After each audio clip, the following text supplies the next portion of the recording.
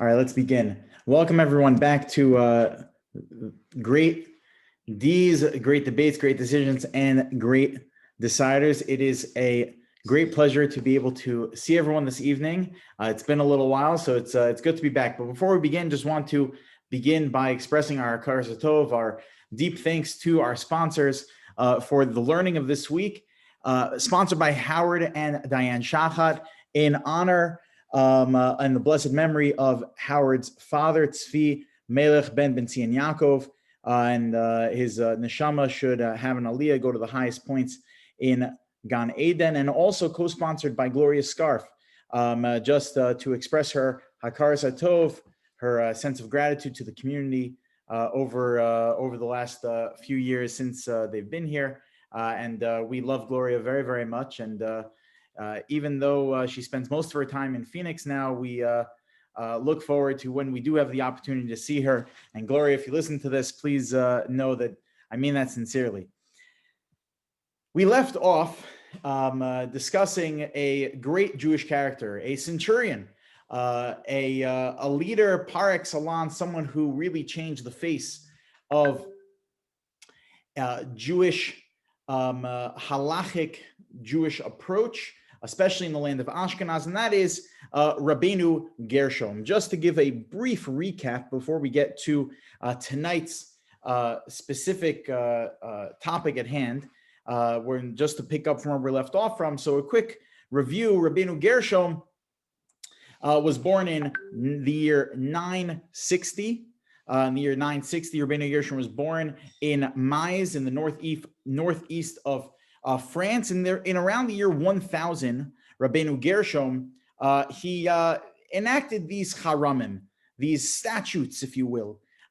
These are things that were above and beyond what the Torah demands of us, but nevertheless, Rabbeinu Gershom felt that there was a necessity to demand these things of the Jewish people, and there were a few of them. There were, for example, and they're all listed in the Shulchan Aruch exactly what they were, in the Ber Heitev specifically. He lists exactly what they were, but included in some of them are, for example, polygamy. The Rabbeinu Gershom he absolved the idea that you could be married to more than one wife. The concept that, according to the letter of the law in the Torah, one would be able to divorce their wife against her will. The fact that you need to have a mutual divorce is something that the Rabbeinu Gershom set up. Another would seem like a basic principle in just being a good person. The Rabbeinu Gershom made an enactment that one is not allowed to read another person's mail. Okay, these are just a few of the many enactments that Rabbeinu Gershom made. We'll come back to what the purpose of these enactments, of these statutes, were in a moment. The Rabbeinu Gershom, aside for just making these enactments and using his rabbinic authority to create a sense of some more societal norms, he also authored a number of very important works. He authored a commentary on the Talmud that we study heavily, very similar to Rashi's approach. In fact, Rashi was born the year that Rabbeinu Gershom passed away, in the year 1040. He also wrote a number of different liturgical poems that we include in our liturgy. He wrote rabbinic responsa, halachic responsa. Anyway, he passed away in the year 1040, the same year that Rashi was born. And we saw this almost as like a passing of the torch. That's what the historians point out, is that when Rabbeinu Gershom passed away, it was when Rashi took over, and Rashi basically picked up from where Rabbeinu Gershom left off and really, ran with it. And we'll come back to Rashi, God willing, in probably a few weeks from now, maybe another series we'll do specifically on the character of Rashi himself. But what I want to focus on this evening, especially in light of the events that took place today, is why is it that Rabbeinu Gershom felt the need to enact these statutes, to enact these haramim, where we have enough rules. You open up a Shulchan Aruch, you look at this top shelf over here and the second shelf, that is the Shulchan Aruch. There's enough in there already. There's enough I need to know. And then on top of that, you have all of the commentaries on the Shulchan Aruch. And then you have the entire Talmud. You have all the Rishonim of the Talmud. And everyone is telling you their opinions and how to understand just the basic 613 laws we already have. And then on top of that, we have the rabbinic law. We have the obligations of Purim and Hanukkah and washing our hands. And there's already so much that we have to do as Jews.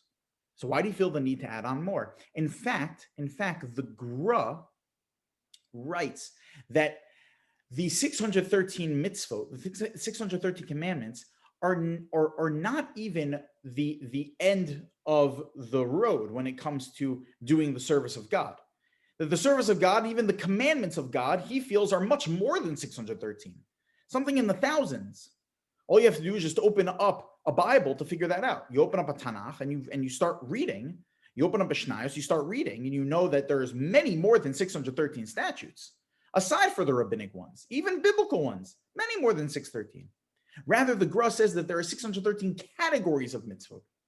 Like opens up a whole Pandora's box of almost like an endless amount of statutes. So why did Rabbeinu Gershom feel the need to add on even more? In fact, the Talmud tells us that, let's say we as individuals have the power to add on additional prohibitions upon ourselves. I don't know who would do such a thing, but we do have the power to add on additional prohibitions. This is called a neder. If I took a neder for whatever reason to, I want to treat M&Ms like they're treif. I say M&Ms are like hektish. I can't eat M&Ms anymore. And I make a vow, I make an oath. I'm not going to eat M&Ms anymore. If I eat an M&M, you know that's the same thing as eating a cheeseburger. Can you imagine such a thing? A person would add on more prohibitions to themselves. You know, the Talmud says if a person does that, it's a negative thing. One's not supposed to do that. The Talmud said it's ki'ilu bana bama. It's like you built an altar outside of the temple grounds, outside the area, outside the jurisdiction of where one is allowed to bring sacrifices. Someone that adds on an additional prohibition upon themselves, it's like they are bringing a sacrifice. It's like they're doing an ill-advised service of God in the sense. So if that's the case, why would Rabbeinu Gershom feel the need to add on all of these haramim? So I think Rabbeinu Gershom, at his time in history, just over 1,000 years ago when he made these haramim, he took a look at the society around him. He took a look at the time that he was living in. He took a look at the current affairs in Judaism, the current affairs in morality, and looked around and said, something's not right. There's something missing here. And therefore, it's incumbent upon us to fix that. It's incumbent upon us to restore a sense of justice, of morality, that this is what we have to do. And he looked around and he said that there must be a meta lesson to the Torah. That it's not just the 613 commandments that God told us to do. It's not just the rabbinic initiatives like Hanukkah and Purim and the like, and making blessings that the rabbis told us we have to do. But there's something more to it than that. There's something higher. There's something that is a driving force behind all of the 613 mitzvot. The meta lesson of the Torah. And what's that? Deracheha darchea noam v'chol nesivaseha shalom. That its ways are ways of pleasantness and ways of peace. That is really the meta lesson of the Torah. You can't have a home survive when there could potentially be a competition among spouses, where you have two wives in the same home competing against one another. It's not going to work.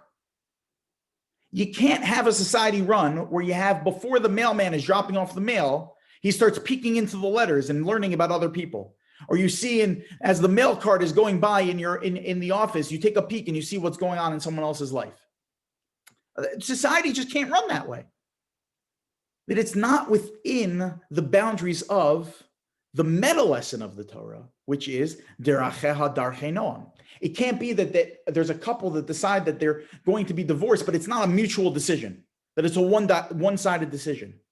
It's not possible. It's just not darcheha darchei noam.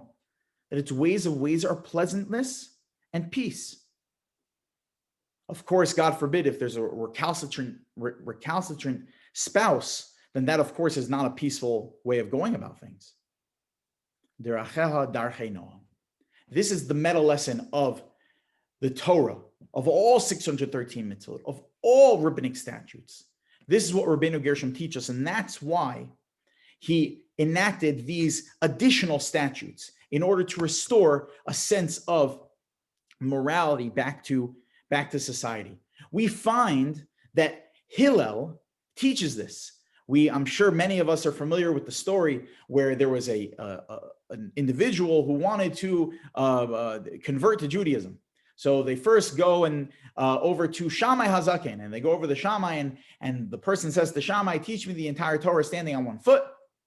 And Shammai says, "Get out of here. It's not possible. You can't teach it. You spend a lifetime learning Torah. It's not possible to teach the entire Torah standing on one foot." The fellow then goes to Hillel, as the Gemara in Shabbos and Daf Lamed Aleph says that the Gemara recounts the whole story, and he goes over to Hillel, this fellow, and he says to Hillel, "Teach me the entire Torah standing one foot."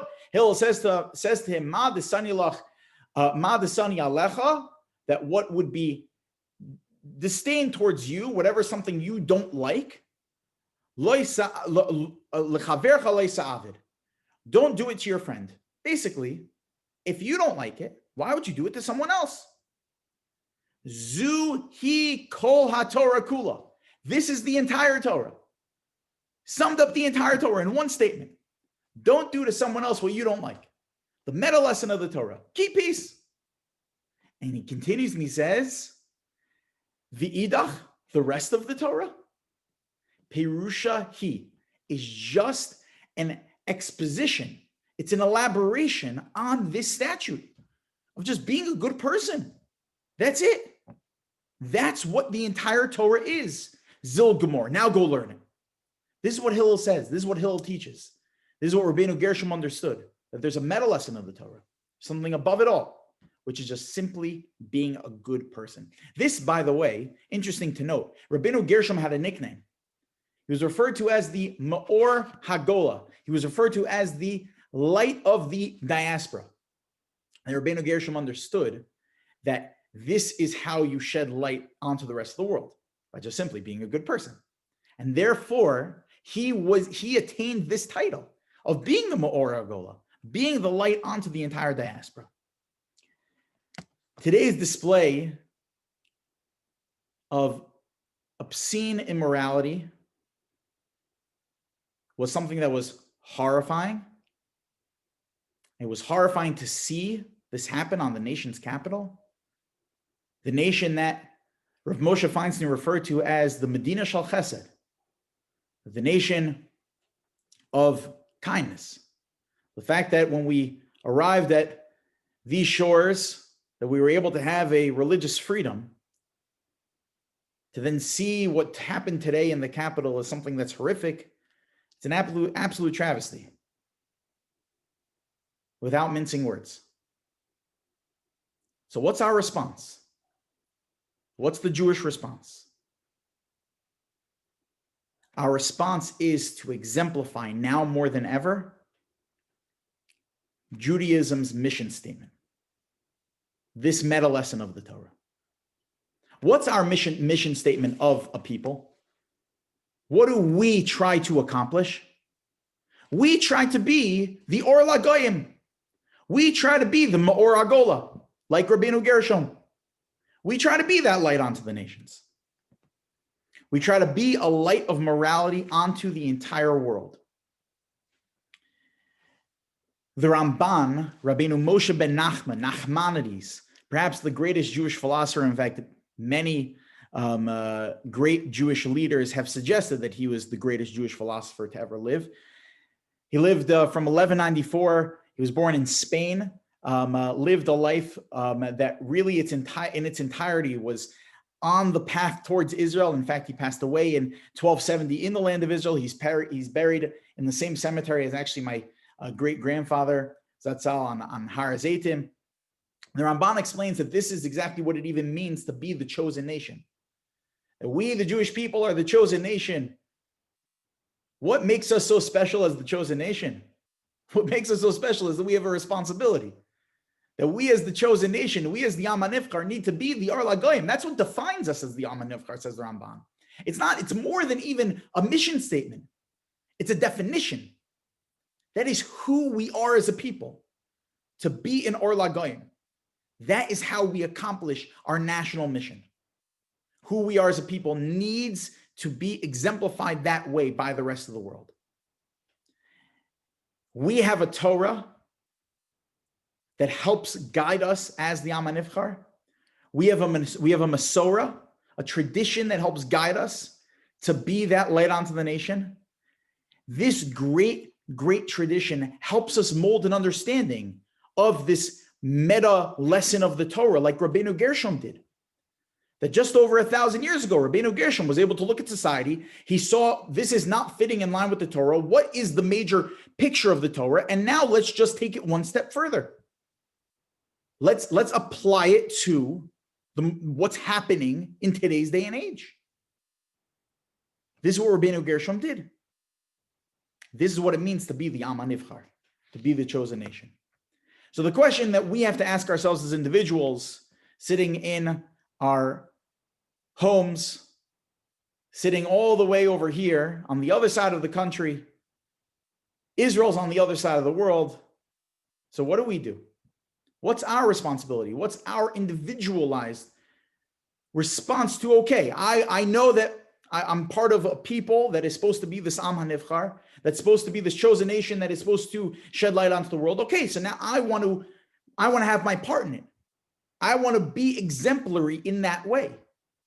So how do I bring out the lessons of the Torah in a practical way to the rest of the world? How do I even extract those lessons from the Torah? So I'd like to suggest 3 approaches. Number 1, the Ramban says that we have this obligation. It's one of the 613 mitzvot, according to many Rishonim. One of the 613 mitzvot is to be holy. Kedoshim tihiyu. How do you fulfill this mitzvah of Kedoshim tihiyu? A lot of mitzvahs are very action-oriented. Like, for example, eating matzah. I use that example pretty often because it's a very action-oriented. It's eating. Eating matzah. Making kiddush. Making kiddush is very action-oriented. I know what I have to do. There's a whole procedure to it. There's details to it. I know how to do kiddush. I know how to eat matzah. I know how to shake a lulav. How do I be holy? It's so vague. What do? I want to check off the boxes of the 613. So says the Ramban that the way you do it is by learning Torah. Kedoshim tihiyu is supposed to be not just one of the 613 mitzvahs. Says the Ramban, he says it's more than a mitzvah. It's a way of life. It's how you live. It's how you carry yourself. It's how you extract the lessons of the Torah and then exemplify them for the rest of the world. Through learning the Torah, through learning why it's important for me to eat matzah, for learning why it is that there is a procedure to kiddush in the way that it is, for me making sure that I go to classes, for me making sure that I don't just do mitzvot, but I understand why I'm doing mitzvot. Says the Ramban, that's ultimately how you'll end up achieving being holy, of being that exemplary person. Because ultimately, the more that you extract from the Torah in its infinite wisdom, and that the more you extract from that meta lesson, says the Ramban, of just figuring out how to be a good person, just figuring out how to do the right thing. Says the Rambam, that's why there's such an emphasis on learning Torah. More than any other mitzvah, the Mishnah tells us that Talmud Torah is keneged kulam, that learning Torah is tangential to all the rest of the mitzvot in the Torah. It is the most important mitzvah of all the mitzvot in the Torah. Why, says Maimonides? Because otherwise, how are you going to know how to just be simply a good person? How are you going to end up fulfilling that major, the ultimate big picture role that you are supposed to have in life? The ultimate big picture role that we as Jews are supposed to do as a nation. How else than through learning Torah? The Torah guides us in that way by extracting the meta lessons from it. That through learning about eating matzah, you get one step closer to becoming a good person. Let's take the mitzvah of learning matzah as an example. What is the mitzvah to eat matzah? The mitzvah to eat matzah, we know, is because that we ran out of the land of Egypt. The bread did not have enough time to rise. The fact that through eating matzah, it's supposed to remind us of the fact that God has mastery over the entire world. That humbles us. This is just one lesson from the matzah. That through understanding the mitzvah of eating matzah, I've become a better person. I've become a more humble person. It's a lowly bread. But every mitzvah is like that. Every mitzvah has something to it. Says the Ramban, that is why learning Torah is so critical, because it guides us in attaining proper morality. They say a story of how Rabbi Yosef met his wife. The Rabbi Yosef Zatzal passed away in, I think, 2014. He just recently passed away. Rabbi Yosef was the Sephardic, he was the chief rabbi of the entire Sephardic world. He was chief rabbi of the land of Israel in the 70s, but he was also the chief Sephardic rabbi of the entire world until he passed away. Rabbi Yosef was a revolutionary. He was also just the most genuine and pure neshama you'll ever come across. Rabbi Yosef, I can go on telling stories about him the rest of the night, but there's an amazing story about the way that he met his wife. So as you could imagine, such an individual, Rabbi Yosef, before he became the great Chacham, the great rabbinic scholar, before he became this huge revolutionary leader, so he was learning in yeshiva, and he was becoming of marriageable age, and people were starting to hear of him. They were starting to hear about this young kid who was going to end up being one of the greats one day. So he was getting offers from all over Jerusalem of people saying, you know, I have a daughter, I have a cousin, would you like to go? So he finds out, someone sets him up with this family, hears that they're a good family. Okay, say, okay, I'm going to go out with her. So they set the date. He sets through the, he gets in touch with her, and they set a date that he's going to come pick her up at 8 o'clock. Okay, he comes to the door at 8 o'clock. He knocks on the door, and the father opens the door. Father says, here, please come on in. My daughter just needs a couple more minutes. Why don't you come down and why don't you come and have a cup of tea? So they're sitting and they're having a cup of tea and a piece of cake, and they're sitting and talking. And he asks at the time Ovadia, he says, Ovadia, so what'd you learn in yeshiva today? So he starts telling him, and they get into a whole discussion about whatever topic was being studied in yeshiva that day. And they got into such a involved conversation that by the end of the conversation, he looks at his watch, says, oh my gosh, 11 o'clock. You can't take out my daughter now. Why don't you go home? You come back tomorrow night and pick her up again. Okay. So he goes home, comes back the next night, exactly 8 o'clock, knocks on the door, says, okay, my daughter just needs a couple more minutes. Why don't you come inside? Tell me, Ovadia, what'd you learn in yeshiva today? So they start getting into a conversation. Oh, I learned about, blah, blah, blah, blah. Oh my gosh, it's already 11 o'clock. They got into such an involved conversation. You can't take out my daughter now. It's already too late. Why don't you come back tomorrow night? So he leaves now. The daughter at this point was just stood up twice. So she says to her father, she says, listen, Abba, I'm sure he's a lovely guy. To me, he's starting to come off a little bit like a jerk. Tomorrow night, do me a favor, just to make sure it's not your fault. Tomorrow when he comes, let him in, give him a cup of tea. Don't open your mouth. Just do me a favor, stay quiet. Okay? Just don't open your mouth. Tomorrow night, exactly 8 o'clock, Ravadi comes to the door, knocks on the door. Please come on in. Can I offer you a cup of tea? And gives him a cup of tea. Silence. Doesn't say anything. He doesn't want to screw this up. He doesn't want to lose this shit up. This is a good shit up. He doesn't want it. Keeps his mouth shut. Finishes his cup of tea. He puts the glass down. Says to Margalit's father, thank you very much. Gets up to go take out the girl on the date. So the father looks at Ovadia and says, what are you doing? You didn't say a bracha achrona. You didn't say the after blessing on the tea. So Ovadia has to explain to him now why the tea did not need an after blessing, because he didn't drink it fast enough. And he gets into a whole involved conversation before, oh my gosh, it's already 11 o'clock. You can't take out my daughter now. It's too late. Why don't you come back tomorrow night? Daughter says, Margalit says, no chance. Please don't come back tomorrow night. I'm sorry, but you seem to be a little bit of a jerk. You've now stood me up for the third time, 3 strikes in a row. You're out. Please don't come back tomorrow night. Sayonara. And I wish you a beautiful life. Ovadia turns to Margalit and says, excuse me, miss. I sincerely apologize for the last few evenings, but if it's okay with you, maybe we could just speak in the other room for maybe just 5 minutes. He says, okay, fine. I'll give you 5 minutes. They go into the other room. 5 minutes later, they come out. Mazel tov, we're engaged. What just happened, Mom? Where you're engaged? 5 minutes ago, you hated his guts. Now you're engaged. What did he say to you? It's got like the best sales pitch in the world. What did he say to you? So Margalit says, he made me a deal. That the deal is that if you make sure to do everything you can to bring me both Olam Haza and Olam Haba, to teach me how to be a good person in this world, and that we'll build a family together that will be good in this world and in the next world, then I promise you with all of my heart, I'll do the exact same for you. So that's all I needed to hear. That's it. Because that's what all the Torah discussions are about. Ultimately, it's just about being a good person. That's it. That's what it all boils down to. Number 2, mutual respect. That ultimately, if we want to be able to be the Or Lagayim, if we want to be able to be a light onto the nations, we need to exemplify what it really means to respect another, what it means to respect another Jew, what it means to respect another human being, what it even just means to respect God's creations in the world. It's just about having respect. You don't need to agree, but you do need to have respect. You could disagree agreeably.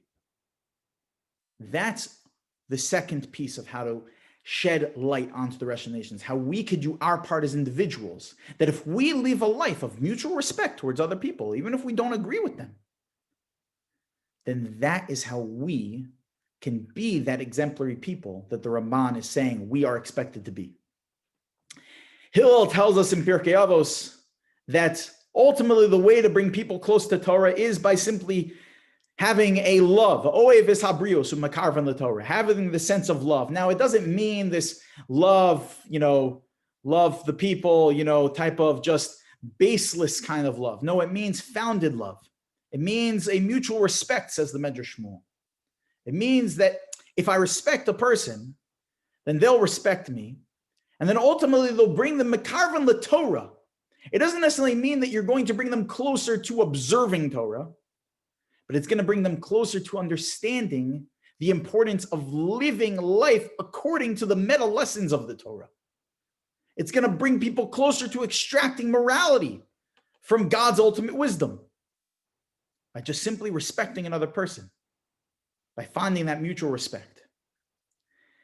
I once, I'm certain I've told this story. I've told this story a number of different times. So if you've heard it in the past, please excuse me, but it's definitely worth repeating. I once had the great pleasure of being in Yerushalayim for Shabbos. It was about a year and a half after, it was actually just before Liba's 18-month birthday, but just before she turned a year and a half. So this is already a few years ago. So Brooke and I were in Israel for Shabbos in Yerushalayim, and we were on Friday night. I went to go daven at the Plaza Hotel because we weren't going to take a whole long walk over to the Kotel as much as Brooke and I wanted to, but it's cold for Liba. She's a baby. Yeah, we can't. So I just went to go daven at the Plaza Hotel. I walk into the Plaza Hotel. It was February at the time. Not many tourists are there in February. So I go to the Plaza Hotel, and the receptionist tells me, she makes a point of saying that the minyan I'm looking for is not in the regular sanctuary, but rather it's in a small side sanctuary. And she points me in the direction of it. I said, thank you very much. I'm thinking because it's a relatively quiet time. I go into the side sanctuary. I'm davening mincha. I had gotten off a plane maybe 36 hours before. So my head's already spinning, traveling with a little kid. My head's spinning. So I'm davening mincha. I'm a little tired. I'm looking around. I see in the front of the room something that looks, it's just like it's too good to be true. I see this fellow, very regal looking man standing, very regal looking rabbi standing right at the front of the room, a big black beard, a top hat, a long black coat, a perfect tie. And I just think to myself, like, nah, I must be hallucinating because it can't be who I think it is. And then I look to the left of the room and I see standing also in the front, just on the other side, the opposite side, is also an extremely regal looking rabbi with a big white beard, probably about 20, 30 years older than the other rabbi. And I'm thinking to myself, I think I know who they are, but I gotta be just like, my head's spinning. So I turn to the guy next to me and I say, I'm so sorry. Just who's the rabbi, sitting in the front of the shul? And I'm pointing to the younger of the two. He looks at me like I'm crazy. He says, what do you mean, him? That's my father. I said, what are you talking about? I said, okay, I saw, sorry. I said, do you know that your father looks exactly like Rav David Lau, the chief rabbi of Israel? He says, yeah, that is Rav David Lau, the chief rabbi of Israel. So I said, oh my gosh. So then that must be your grandfather on the other side of the room, Rabbi Shalom Meir Lau, the former chief rabbi of Israel. Rabbi Shalom Meir Lau is one of this is why I'm like starstruck over here. It can't be. He says, yeah, that's my grandfather. I said, wow, your family davens at the Plaza Hotel every Friday night? So he looks at me like, now I'm really delusional. He says, no, this is a private minyan. It's my sister Shabbos Sheva Brachos. So this was the first time I've ever crashed a party, but I couldn't help myself. I mean, what kind of opportunity do you get presented with like this? So right after davening, I go over to both Rabbi David Lau and Rabbi Shalom Meir Lau, and I apologize to them for crashing their party. I didn't know, and Liba gets a bracha from them. It's very nice. So, but I have to use this as an opportunity now. I mean, I have, they're in a relaxed state. I have to ask them a question. So I think quickly, and I think, you know what? Let me ask them the following. I asked them, at this point, I was newly married, young father, an aspiring rabbi. What is the most important thing that me, as a Jew in my state that I'm in, learning in Kolol, aspiring rabbi, young father, etc., what is the most important thing for me to focus on in my religious growth? Okay.